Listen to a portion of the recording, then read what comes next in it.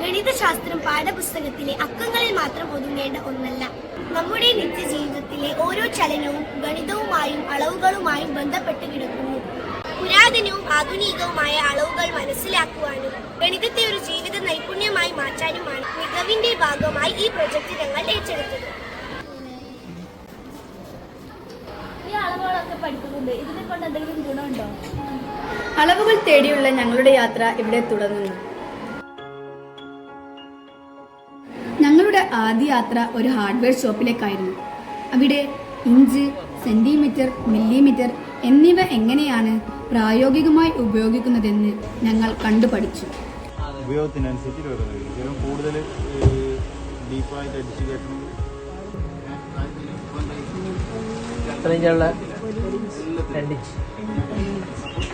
പൈപ്പുകളുടെ വ്യാസം അളക്കുന്നതും കതകിന്റെയും ഫർണിച്ചറുകളുടെയും ഒരു മില്ലിമീറ്റർ മാറ്റം വന്നാൽ പോലും എത്ര വലിയ പ്രശ്നം ഉണ്ടാകുമെന്ന് ഞങ്ങൾ മനസ്സിലാക്കി.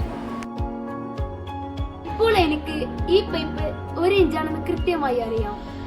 ഇവിടെ എനിക്ക് 1/2 ഇഞ്ചിന്റെ വലിയ പൈപ്പിന് ആവശ്യമുണ്ട്. ഈ ജനാലയുടെ സ്ക്രൂ എത്ര ഇഞ്ചാണെന്ന് ഞാൻ ആരോട് ചോദിക്കേണ്ടത്? ഹാർഡ്വെയറിലെ ഇഞ്ച് കണക്കുകളിൽ നിന്ന് ഞങ്ങൾ നേരെ പോയത് മണ്ണിലെ പാരമ്പര്യ അളവുകളിലേക്കാണ്. ഇവിടെ വിത്തുകൾ നട്ടുകൊണ്ട് ഞങ്ങൾ ഞങ്ങളുടെ ഗണിതയാത്രയുടെ 2ാം ഘട്ടത്തിന് തുടക്കം കുറിച്ചു.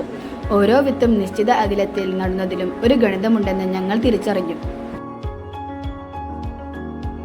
തുടർന്ന് ഞങ്ങൾ കണ്ടുമുട്ടിയത് അനുഭവസമ്പന്നനായ ഒരു കർഷകനെയാണ്. ആധുനിക സ്കെയിലുകൾ ഇല്ലാതിരുന്ന കാലത്തും നമ്മുടെ പൂർവികർ ഉപയോഗിച്ചിരുന്ന നാഴി, ഇടങ്ങഴി, പറ തുടങ്ങിയ അളവുകളെ അദ്ദേഹം ഞങ്ങൾക്ക് പരിചയപ്പെടുത്തി.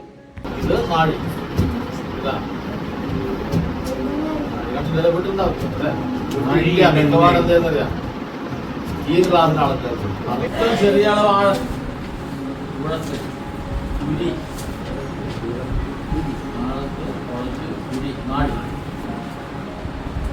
നാഴിന്റെ അളവ് എങ്ങനെ കൊണ്ട് പറയാം? 2 നാഴി. നാഴി നെല്ല് 2 നാഴി നിർത്തണം. 2 നാഴി, 2 നാഴി, 3 നാഴി, 4 നാഴിയാണ്. ഒരു പറ നിലം എന്നാൽ എത്ര വിത്ത് വേണമെന്നും അത് എത്രത്തോളം ദൂരമുണ്ടെന്നും അദ്ദേഹം പറഞ്ഞപ്പോൾ പൈതൃക ഗണിതത്തിന്റെ വലിയൊരു ലോകമാണ് ഞങ്ങൾക്ക് മുന്നിൽ തുറന്നത്. നാഴയും പറയും വെറും പാത്രങ്ങളല്ലെന്ന് ഞങ്ങൾ പഠിച്ചു.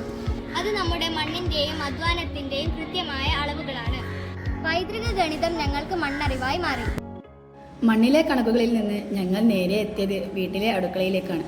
അടുക്കള എന്നത് ഒരു ഗണിത പരീക്ഷണശാലയാണെന്ന് ഞങ്ങൾ ഇവിടെ വെച്ച് തിരിച്ചറിഞ്ഞു.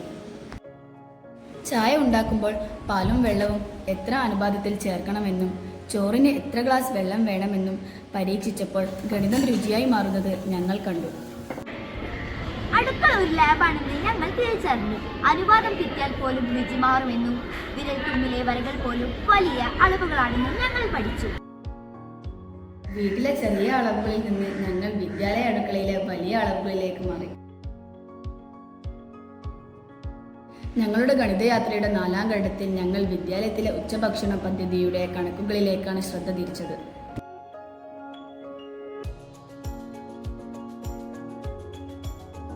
വെറും ഒരു കണക്കുകൂട്ടലിന് പകരം ഒരാഴ്ചത്തെ ഓരോ ദിവസത്തെയും ആകെ അറ്റൻഡൻസ് ഞങ്ങൾ കൃത്യമായി നിരീക്ഷിച്ചു.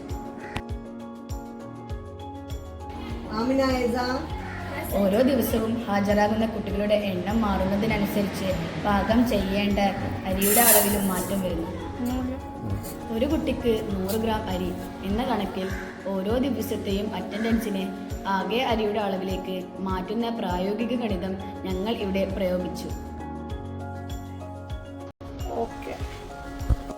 ഹാജർ നിലനോക്കി അരിയുടെ അളവ് കൃത്യമായി മനസ്സിലാകുന്നതിലൂടെ ഭക്ഷണം പാഴാകാതെ എങ്ങനെ വിഭവങ്ങൾ കൈകാര്യം ചെയ്യാം എന്ന് ഞങ്ങൾ നേരിട്ട് മനസ്സിലാക്കി.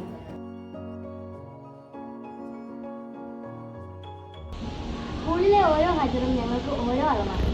ഹാജർ നില നോക്കി അരിയുടെ അളവ് നിശ്ചയിക്കുന്നതിലൂടെ ഭക്ഷണം പാഴാക്കാതെ സൂക്ഷിക്കാൻ ഞങ്ങൾക്ക് സാധിക്കും. ഗണിതം ഇവിടെ ഒരു സാമൂഹിക ഉത്തരവാദിത്തമായി മാറുകയായിരുന്നു.